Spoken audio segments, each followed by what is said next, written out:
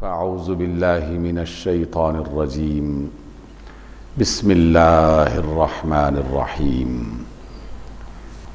للہ ما فی السماوات وما فی الارض وَإِن تُبْدُوا مَا فِي أَنفُسِكُمْ أَوْ تُخْفُوهُ يُحَاسِبْكُم بِهِ اللَّهُ فَيَغْفِرُ لِمَن يَشَاءُ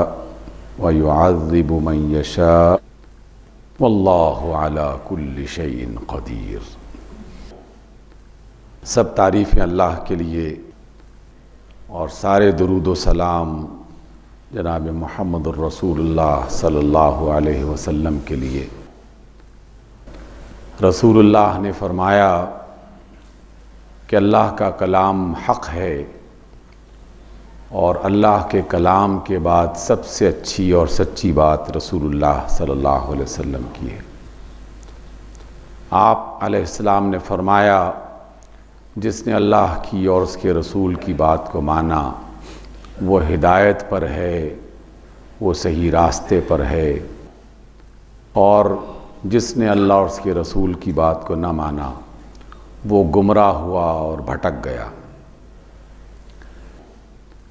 سامعین گرامی، آج کی اس ملاقات میں ہم سورہ بقرہ کی آخری آیات کو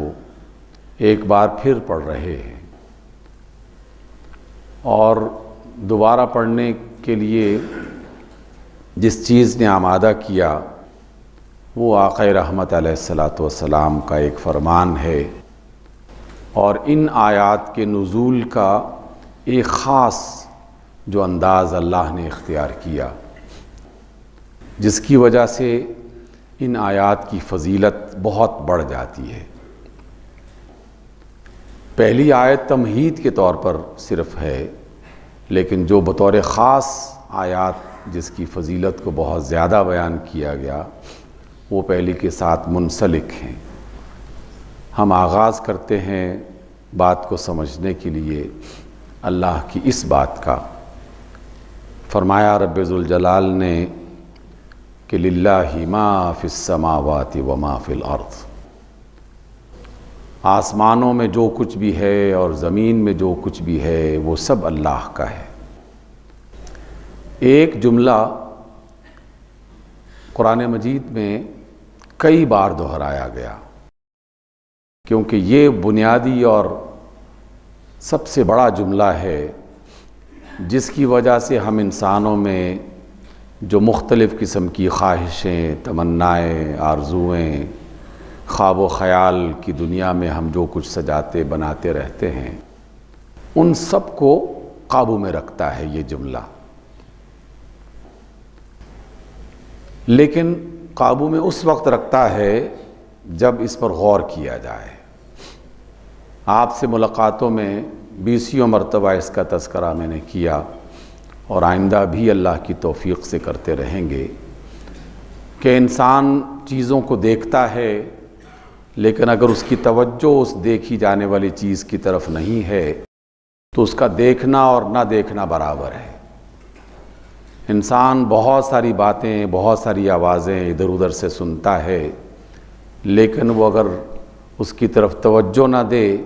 تو اس کا سننا اور نہ سننا برابر ہے، اس لیے کہ انسان بنا ہی اپنی سوچ و بچار اور توجہ سے ہے۔ اس کا خیال، اس کی آرزو اگر اس کے ساتھ موجود ہے تو پھر اللہ تعالیٰ اس میں اجر بھی شامل کر دیتا ہے، اس میں برکت بھی پیدا کرنا شروع کر دیتا ہے، اس کی راہیں بھی نئی نئی سجھاتا ہے اور اس کے لیے وہ کام آسان ہو جاتا ہے۔ یہی وجہ ہے کہ ہم نے آقا رحمت علیہ السلام کا یہ فرمان بچپن سے یاد کیا، سنا، اور اکثر و بیشتر ہم اس کو دہراتے رہتے ہیں۔ جب بھی آپ نماز کا آغاز کرتے ہیں تو سب سے پہلے باقاعدہ نیت کرتے ہیں، حج کا ارادہ کرتے ہیں تو باقاعدہ نیت کرتے ہیں، روزے رکھنے کا ارادہ کرتے ہیں تو باقاعدہ نیت کرتے ہیں۔ نیت کیا ہے؟ حقیقت میں اپنی توجہ کو ریکال کرتے ہوئے اللہ سے باقاعدہ دل میں یا بآواز بلند یہ اقرار کرنا کہ اے اللہ میں تیری محبت میں، تیری عبادت میں یہ والا کام کرنے لگا ہوں، اور اس میں میری خواہش صرف اور صرف تجھے راضی کرنا ہے۔ نیت کا بنیادی مطلب یہ ہے، اس میں کسی تعداد کی بنیاد اصل نہیں ہے۔ اصل چیز ہے کہ جو کام آپ کرنا چاہ رہے ہیں اس کا ارادہ کیا ہے، اس میں کس کو راضی کرنا چاہتے ہیں، اور دوسرا کہ اس کا طریقہ آپ کون سا اپنا رہے ہیں۔ جب یہ بات بالکل واضح ہو جائے کہ اللہ کو راضی کرنے کے لیے وہ کام کیا جا رہا ہے اور رسول اللہ صلی اللہ علیہ وسلم کے طریقے کے مطابق کیا جا رہا ہے، تو پھر اس کام کے قبول ہونے میں کوئی شک نہیں ہونا چاہیے۔ یہی وجہ ہے کہ ہم اس آیت کو پڑھتے تو ہیں، للہ ما فی السماوات و ما فی الارض، کہ آسمانوں اور زمین میں جو کچھ بھی ہے وہ سب اللہ کا ہے۔ انسان کے ذہن میں یہ چیز جب سما جائے تو پھر بے شمار ایسے کام جو ہم کرتے رہتے ہیں خود بخود رک جائیں گے، خود بخود رک جائیں گے۔ کبھی آپ نے دیکھا کہ آپ جس گھر میں رہتے ہیں آپ کے آس پڑوس میں بھی دوسرے گھر موجود ہوں، اور اچانک کوئی شخص اٹھے اور وہ آپ کے گھر کا نقشہ بدلنا شروع کر دے، اس کے کمروں کی ترتیب بدلنا شروع کر دے، یا اسے اپنی مرضی سے اپنے استعمال میں لانا شروع کر دے، تو یقیناً ایسا ہوتا بھی نہیں ہے اور نہ آپ اس کی اجازت دیں گے۔ ہاں، اگر آپ نے اپنے علاقے میں، اپنی زمین میں کوئی خاص حصہ لوگوں کے لیے وقف کر دیا ہے اور اس میں آپ نے انہیں اجازت دے رکھی ہے کہ جناب آپ یہاں کھیل سکتے ہیں، آرام کر سکتے ہیں، تفریح کر سکتے ہیں، پروگرام کر سکتے ہیں، تو یہ آپ کی اجازت کی بنیاد پر جو آپ کی زمین تھی ہمارے اپنے خیال کے مطابق، یہ آیت تو اس کے علاوہ کوئی بات کر رہی ہے، تو ہم اسے اجازت دیتے ہیں اپنی مرضی کے مطابق، اور اس میں باقاعدہ چیزوں کا تعین کر دیتے ہیں کہ بھئی یہ 3-4 کام آپ ہمارے اس پلاٹ میں کر سکتے ہیں، ہماری اس زمین پر کر سکتے ہیں، اس کے علاوہ نہیں کر سکتے۔ اگر وہ شخص آپ کی زمین پہ، آپ کے اس پلاٹ میں آئے اور اپنا گھر تعمیر کرنا شروع کر دے یا اپنا پلازہ بنانا شروع کر دے، تو آپ فوراً اسے روکیں گے اور کہیں گے کہ ہم نے تمہیں اس کی اجازت نہیں دی تھی۔ ہم دنیا کے معاملات میں یہی رویہ اختیار کرتے ہیں۔ اب اس آیت کو دوبارہ پڑھیے۔ اللہ فرماتے ہیں کہ یہ زمین، یہ آسمان، اس زمین پر موجود تمام چیزیں، مخلوقات، یہ تمہاری ہے ہی نہیں، یہ ہیں اللہ کی۔ اللہ نے اپنی مہربانی سے اپنی زمین، اپنے دریا، اپنے علاقے، اپنی مخلوقات، اس میں ہمیں رہنے کی بھی اجازت دی اور انہیں استعمال کرنے کی بھی اجازت دی، لیکن اجازت کا اس نے باقاعدہ طریقہ بتایا ہوا ہے کہ تم میری زمین پر یہ کرو اور یہ تم نہیں کر سکتے۔ اس کی تفصیلات پورے قرآن مجید میں ہم گاہے بگاہے دہراتے رہتے ہیں۔ تو للہ ما فی السماوات و ما فی الارض کا بنیادی مطلب یہ ہے کہ ہم اللہ کی زمین پر رہ رہے ہیں، اس کی چیزوں کو استعمال کر رہے ہیں، تو ہم اس کی زمین پر اس کی چیزوں کو اس کی مرضی کے بغیر استعمال نہیں کر سکتے، اس کی رضا اور اس کی چاہت کے بغیر استعمال نہیں کر سکتے۔ اگرچہ ہمیں اس نے تھوڑا سا اختیار دے رکھا ہے، تھوڑی سی آزادی دے رکھی ہے، اور یہ بتا دیا ہے کہ ہم تمہیں کچھ اختیار، کچھ آزادی اس لیے دے رہے ہیں، ہم یہ دیکھنا چاہتے ہیں کہ تم میری بات مانتے ہو یا اپنی منمانی کرتے ہو۔ اور وہ پھر پردوں کے پیچھے چھپ کر حجابات کے اندر اپنی خاص کیفیت میں جا کے بیٹھ گیا، لیکن اس کی آنکھیں بھی کھلی ہیں اور اس کی سماعت بھی تیز ہے، وہ ہمیں دیکھ بھی رہا ہے، ہمیں سن بھی رہا ہے۔ اتنی سی بات انسان کو بہت سارے کاموں سے روک لیتی ہے۔ اس لیے للہ ما فی السماوات و ما فی الارض، یہ آیت بہت بڑی آیت ہے جو انسانوں کو ہر قسم کے غلط کام سے روک دیتی ہے۔ جس کے ذہن سے یہ بات نکل جائے، اور اللہ کی زمین پر ایسے بہت سے لوگ آئے جنہوں نے اس بات کو نہ تسلیم کیا اور نہ اس پر عمل کیا، انہوں نے اپنے علاقے کو اپنا علاقہ سمجھنا شروع کر دیا، حالانکہ وہ اللہ کا علاقہ تھا۔ اللہ کی زمین کو اپنی زمین سمجھنا شروع کر دیا، حالانکہ وہ اللہ کی زمین تھی۔ پھر وہ بادشاہ ہوں، وزراء ہوں، سرمایہ دار ہوں، طاقتور ہوں، انہوں نے اس زمین اور اس میں موجود جو چیزیں ان کی دسترس میں ہیں انہیں اپنی سمجھتے ہوئے اپنی مرضی کے مطابق انہوں نے استعمال کرنا شروع کر دیا، اور یہ بھلا دیا کہ انہیں کوئی دیکھ بھی رہا ہے، انہیں کوئی سن بھی رہا ہے، ان کے بارے میں جانتا ہے۔ اس لیے جب یہ آیت نازل ہوئی تو اس کا دوسرا حصہ بڑا چونکا دینے والا اور پریشان کرنے والا۔ اللہ کے رسول کے اصحاب وہ تو ہر بات پر دھیان دیتے تھے، جیسی کوئی آیت نازل ہوتی وہی نازل ہوتی تو فوراً توجہ دے کے سنتے، آپس میں مشورہ کرتے، بھئی یہ کیا بات نازل ہوئی ہے۔ اللہ نے جب یہ کہا کہ وَإِن تُبْدُوا مَا فِي أَنفُسِكُمْ أَوْ تُخْفُوهُ يُحَاسِبْكُمْ بِهِ اللَّهُ، تمہارے دلوں میں جو بھی خیال اور سوچ آتی ہے تم اسے ظاہر کرو یا ظاہر نہ کرو، اللہ اس کا حساب لے گا۔ اب پریشان ہو گئے صحابہ، رسول اللہ صلی اللہ علیہ وسلم کے پاس آئے، کہنے لگے کہ یا رسول اللہ، عمل کے بارے میں تو ہم جانتے تھے اور اس میں احتیاط بھی کرتے تھے، کیونکہ عمل کے لیے ارادہ، ہمت، کوئی نہ کوئی ہاتھ پاؤں کی حرکت وہ ہم استعمال کرتے تھے، تو پھر آدمی اس وقت تک اندازہ لگا ہی لیتا ہے کہ یہ کام مجھے کرنا ہے یا نہیں کرنا۔ لیکن دل میں آنے والے خیالات وہ تو بغیر ارادے کی بھی بعض اوقات آ جاتے ہیں، اور بعض اوقات انسان کسی چیز سے متاثر ہو کر کسی غلط کا ارادہ کر ہی لیتا ہے، نیت کر ہی لیتی ہے، تو یہ تو کوئی بھی بندہ بچ نہیں سکے گا۔ کون ہے جو اپنے خیال کو پابند کر سکے، اپنی سوچ پر کنٹرول کر سکے؟ کون ہے ایسا؟ رسول اللہ صلی اللہ علیہ وسلم نے ساتھیوں کی بات سنی اور کہا کہ انتظار کرو، اللہ کی طرف سے کیا بات آتی ہے، کیا جواب ملتا ہے۔ اور پھر اللہ رب العزت کی طرف سے رسول اللہ صلی اللہ علیہ وسلم نے یہ بشارت سنائی اور فرمایا کہ اللہ تعالیٰ کی طرف سے یہ بشارت ہے کہ ہم انسانوں کے صرف انہی کاموں کی سزا اور جزا دیں گے، بلکہ سزا دیں گے کہ جو انہوں نے باقاعدہ کر لیے، جس کام کا ارادہ اور نیت ان کی تھی لیکن کچھ دیر کے بعد انہوں نے اپنا ارادہ بدل لیا، اپنی نیت کو درست کر لیا، تو دلوں میں آنے والے خیالات پر کسی کی پکڑ نہیں ہوگی۔ اللہ نے ہماری امت کو اس مصیبت سے، اس مشکل سے نجات دے دی ہے۔ اس وجہ سے اللہ تعالیٰ نے پھر اگلی آیات میں اس کی وضاحت فرما دی اور اس میں کہہ دیا کہ لا یکلف اللہ نفسا الا وسعها، بندے کی طاقت سے بڑھ کر اللہ تعالیٰ کسی کو ذمہ دار نہیں ٹھہرائیں گے، اس کی باز پرس نہیں ہوگی۔ تو یہ ایک سہولت انسان کو میسر آ گئی۔ آپ کو یاد ہوگا کافی عرصہ ہوا، لیکن آقا رحمت علیہ الصلوۃ والسلام کی ایک روایت، آپ کی حدیث، اور ظاہر ہے کہ ہم اس پر ایمان رکھتے ہیں کہ رسول اللہ کا فرمان حقیقت میں اللہ ہی کا فرمان ہوتا ہے، الفاظ اللہ کے رسول کے ہوتے ہیں۔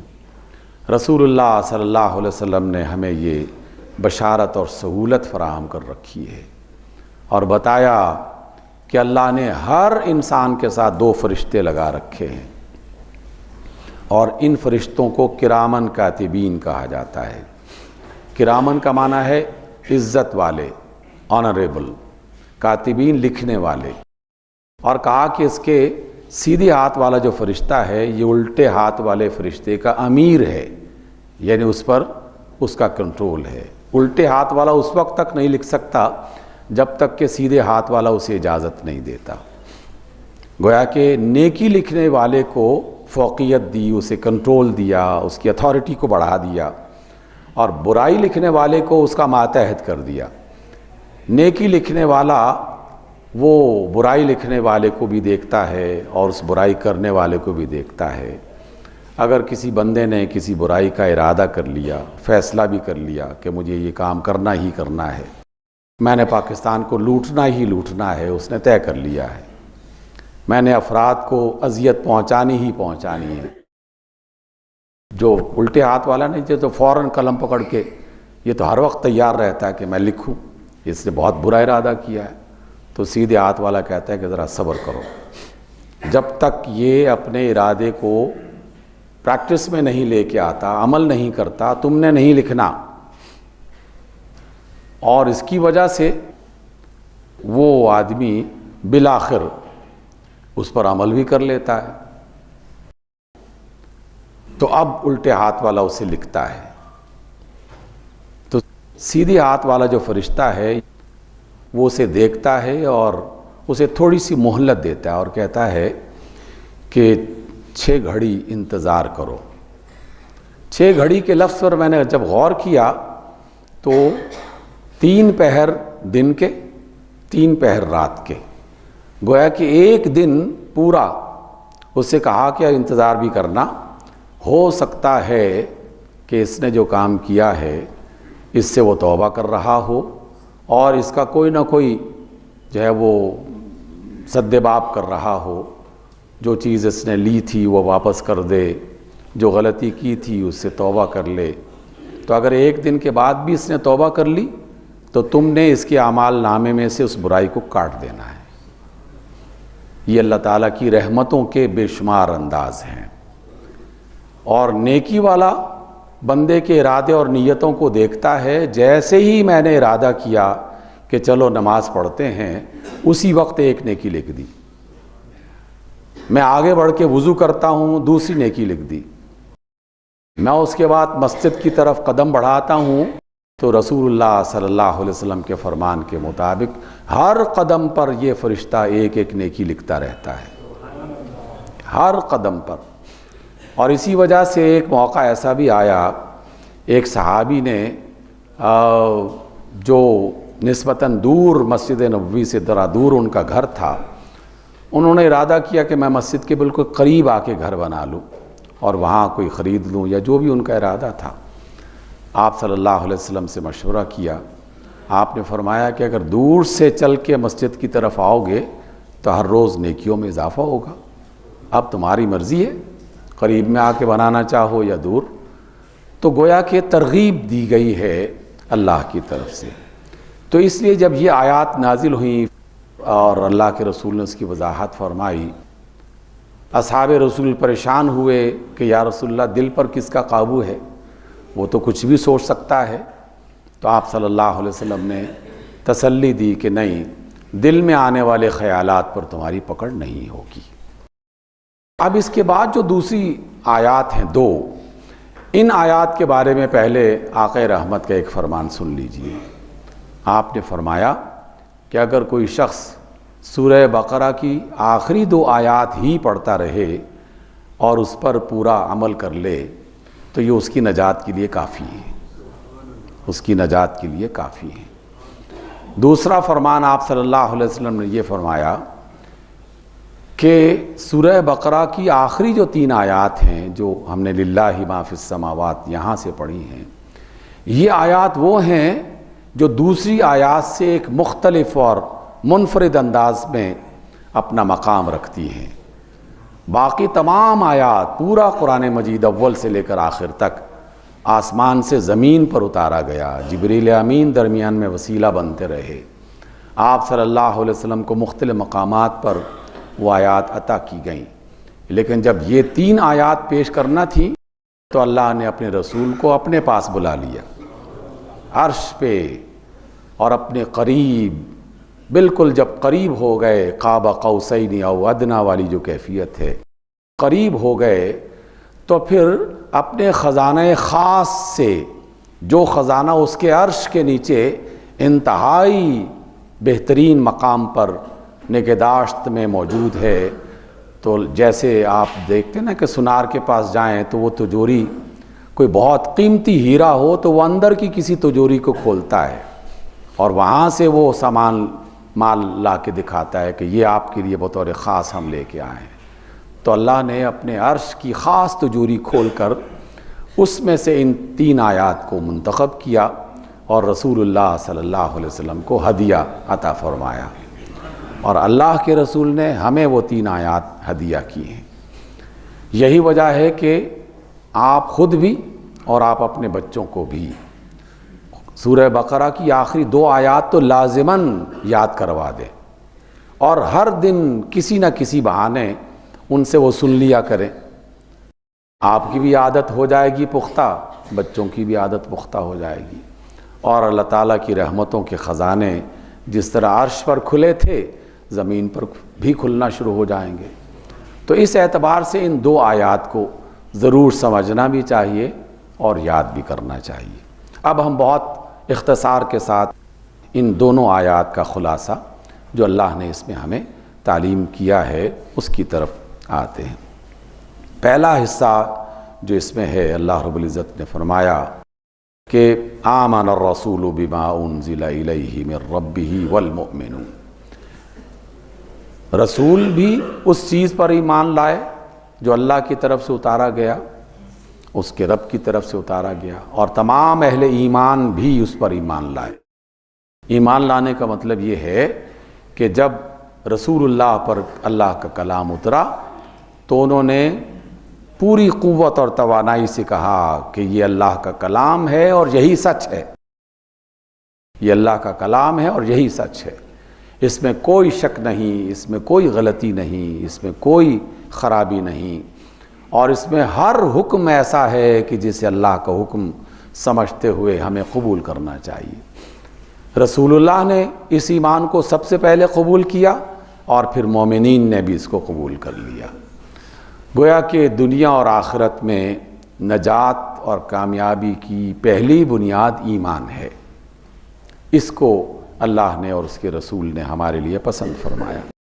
کل آمن باللہ، ہر ایک یعنی رسول بھی اور ان کے ساتھی مومنین بھی ایمان لے کے آ گئے اللہ پر، وملائکتہ اور اس کے فرشتوں پر، وکتبہ اور اس کی کتابوں پر، ورسلہ اور اس کے رسولوں پر۔ یہ بظاہر ہم نے یاد کیا ہوا بچپن سے، ایمان مفصل اور مجمل ہم یاد کرتے رہے ہیں، آمنت باللہ وملائکتہ وکتبہ، لیکن در حقیقت ہر بات پھر وہی سوچنے اور سمجھنے پر انحصار کرتی ہے کہ جب ہم یہ کہتے ہیں کہ ہم ایمان لائے اس کے رسولوں پر، تو جناب مسیح علیہ السلام، موسیٰ علیہ السلام، ان سے لے کر آدم علیہ السلام، سب کے بارے میں ہمارا یہی ایمان ہے کہ وہ سب سچے امانت دار، اللہ کے بھیجے ہوئے، اللہ کے منتخب نبی تھے۔ ہم کسی کو ڈیگریڈ نہیں کرتے، ہم کسی کے بارے میں الٹی سیدھی باتیں نہیں کرتے، ہم سب کا احترام کرتے ہیں کیونکہ وہ سب اللہ کے رسول تھے۔ یہ بڑی فضیلت ہے امت مصطفیٰ علیہ الصلاۃ والسلام کو جو اللہ نے دی ہے۔ یہ واحد امت ہے جو اللہ کے سارے نبیوں کو مانتی ہے، باقی تمام امتیں کسی نہ کسی نبی کا انکار کر رہی ہوتی ہیں اور کر رہی ہیں۔ لا نفرق بین احد من رسولہ، ہم رسولوں میں سے کسی میں فرق نہیں کرتے، سبھی رسول اللہ کے ہیں اور سبھی قابل احترام ہیں۔ وقالوا سمعنا واطعنا، اور پھر اس کلام کو وہ جب سنتے ہیں تو اللہ سے کہتے ہیں کہ ہم نے سنا، سمعنا ہم نے سنا، واطعنا اور ہم نے اطاعت کی، ہم اس کو اوبے کرتے ہیں، اس کو مانتے ہیں، اس پر عمل کرتے ہیں۔ یہاں پہ ہم پھنس جاتے ہیں۔ سمعنا یہ بھی ہم ممکن ہے کسی فرد سے سن لیں اور کہیں کہ ہم نے اللہ کا کلام سن لیا ہے، لیکن اطعنا اس پر ہم اپنی مرضی چلانا شروع کر دیتے ہیں۔ جو کام ہمیں اچھا لگتا ہے اللہ کا بتایا ہوا، ہم اسے اختیار کر لیتے ہیں، اور جو ہمیں اچھا نہیں لگتا، ہماری روایات، ہمارے رسم و رواج، ہمارے اپنے دل کی تمنا، ہماری اپنی شخصیت کا ذوق، اس کے مطابق ہم بدلتے رہتے ہیں اپنے آپ کو۔ اللہ کا یہ کلام نہیں ماننا، یہ والی بات نہیں ماننی، یہ والا طریقہ نہیں ماننا، بس یہاں پر آدمی جو ہے وہ الجھن میں پڑ جاتا ہے اور اس کے لیے ناکامیوں کے دروازے کھلنا شروع ہو جاتے ہیں۔ ان ناکامیوں کے دروازے سابقہ امتوں میں سے یہود نے سب سے زیادہ اختیار کیا۔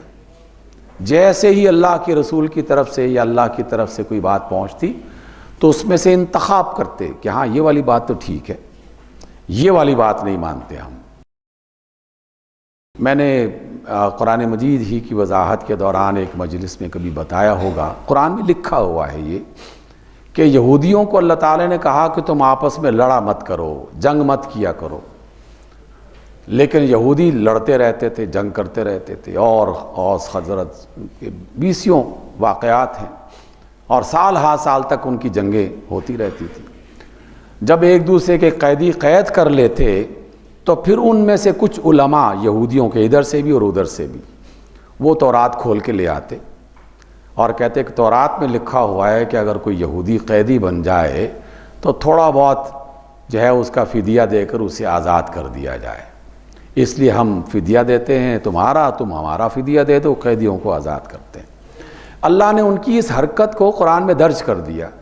اور کہا کہ بڑے عجیب آدمی ہو، فدیے والی آیت تو تمہیں یاد ہے،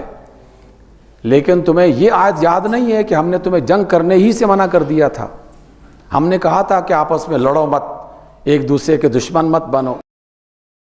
وہ کام ہم نے کرنا ہے، اس لیے فلاں نے مجھے گالی دی تھی، فلاں نے میرا یہ مال کھایا تھا، فلاں میرا دشمن ہے، وہ میرا بیری ہے، اس سے بدلہ تو لینا ہی لینا ہے، انتقام تو لیے بغیر کوئی مرد ہی نہیں بنتا، کوئی قبیلہ بڑا ہو ہی نہیں سکتا، اس لیے وہ تو عزت نفس کی خاطر تم نے لڑائی روکی نہیں، لیکن جب قیدی ہو گئے تو پھر اپنے اپنے قیدیوں کو چھڑوانے کے لیے تورات کی یہ والی آیت باہر نکال کے لے آئے۔ ہم بھی تو ایسا کرتے ہیں نا بعض اوقات، تو اللہ تعالیٰ کی اور اس کے رسول کی وہ باتیں ہم مانتے ہیں جو ہمیں اچھی لگتی ہیں، حالانکہ اللہ اور اس کے رسول کی ہر بات اچھی ہے اور ہر بات قابل عمل ہے، اس لیے ہمیں اللہ اور اس کے رسول کی باتوں میں سے انتخاب نہیں کرنا، ہم نے من و ان تسلیم کرنا ہے، اسی کی زمین پر رہتے ہیں، اسی کا کھاتے ہیں، اسی کی بنیاد پر جی رہے ہیں، تو انتخاب کی تو اس نے اجازت ہی نہیں دے رکھی، اس نے دنیا میں رہنے جینے اور عیاشی کرنے کی ایک خاص حد تک اجازت دے رکھی ہے، لیکن ایسی اجازت نہیں دے رکھی کہ تم اپنی مرضی سے اللہ کے دین کو بدلنا شروع کر دو اور جس طرح چاہو اسے موم کی ناک بنا دو۔ تو اس اعتبار سے اللہ رب العزت نے یہ فرمایا کہ سمعنا و اطعنا، اللہ کی جو آیات تھیں رسول نے سب سے پہلے مانا، پھر مومنین نے مانا، پھر ایک جملہ ہے جو پہلی آج کی اس آیت کا اختتام کر رہی ہے اور وہ بہت ہی زبردست خوبصورت جملہ ہے، اور وہ ہے غفرانک ربنا۔ یہ جو لفظ ہے نا غفرانک، اس کا بنیادی مطلب ہے کہ اے اللہ تو معاف کر دے، اے اللہ تو بخش دے، اے اللہ تو مغفرت کر دے، ہم سے جو غلطی کوتاہی ہو گئی ہے بس اسے نظر انداز کر دے، اس کو معاف کر دے۔ وَإِلَيْكَ الْمَصِيرُ، ہمارا لوٹ کے آنا تو آپ ہی کی طرف ہے۔ تو اس آیت کو اپنے ذہن میں رکھیے، ہم اس کے بعد کی آیات کو انشاءاللہ اگلی ملاقات میں پڑھیں گے، لیکن دیکھیے اللہ کی طرف سے اس کی اپنی زمین پر کچھ دیر جینے کی جو اس نے مہلت دے رکھی ہے، یہ اس کا کرم ہے، اور اس مہلت میں صحت دے رکھی ہے، یہ اس سے بڑا کرم ہے، اور اس مہلت میں اس نے اولاد دے رکھی ہے، یہ مزید کرم ہے، اور اس مہلت میں اس نے ہمیں جینے کا سامان مہیا کر دیا ہے، عیاشی کے مختلف انداز بھی عطا کر دیے ہیں، تو یہ اس کے مزید کرم ہیں۔ تو مسلسل اس کی نعمتوں سے استفادہ کرتے ہوئے، اسے استعمال کرتے ہوئے آدمی تو ہر گھڑی اسی کا شکر ادا کرنے والا اسے ہونا چاہیے، لیکن بشر ہیں، غلطیاں ہو جاتی ہیں، اللہ کو ہم سے زیادہ پتہ ہے کہ یہ انسان ہے، اور انسان ہونے کے ناطے سے یہ بھولے گا ضرور، اور کبھی جان بوجھ کر بھی غلطی کرے گا، یہ اس رب کو پتہ ہے، اسی وجہ سے اس نے خود یہ کلمات ہمیں سکھا دیے ہیں، غفرانک غفرانک، اور اس سے ملتی جلتی بہت ساری دیگر دعائیں، چلتے پھرتے اٹھتے بیٹھتے انہیں ورد زبان رکھیے، اپنی زبان کا حصہ بنا لیجئے۔ تو اللہ تعالیٰ کو یہ اعلان اچھا لگتا ہے، ایسا نہیں ہے کہ اللہ جانتا نہیں ہے، اللہ جانتا ہے، لیکن وہ سننا پسند کرتا ہے کہ کس نے مجھے پکارا ہے اور کس نے مجھے مانا ہے، وہ پسند کرتا ہے۔ ایک حدیث پر بات ختم کرتے ہیں، رسول اللہ صلی اللہ علیہ وسلم نے اسی ضمن میں ایک بار ارشاد فرمایا کہ ایک اللہ کا بندہ اللہ کی زمین پر رہتے ہوئے گناہ کرتا ہے اور پھر اپنے رب کو پکارتا ہے، اے میرے رب مجھے معاف کر دے، میرے گناہ سے درگزر فرما دے، تو اللہ رب العزت اپنے فرشتوں میں باقاعدہ اس جملے کو دہراتے ہیں اور کہتے ہیں دیکھو فلاں زمین پر فلاں بندہ جو ہے اس نے مجھے پکارا ہے، اس کا مطلب یہ ہے کہ وہ جانتا ہے کہ اس کا ایک رب ہے، وہ جانتا ہے کہ اس کا ایک مالک ہے، اس نے مجھے پکارا ہے اور اپنی غلطی کی معافی طلب کی ہے، اے فرشتوں گواہ رہو کہ میں نے اسے معاف کیا۔ اس اعتبار سے سامعین محترم اللہ کی نعمتوں کو جانتی بھی رہیں، پڑھتے بھی رہیں اور اس کے راستے پر چلنے کی کوشش بھی کرتے رہیں۔ اللہ میرا بھی اور آپ کا بھی حامی و ناصر ہو۔ اقول قولی ھذا واستغفر اللہ لی ولکم۔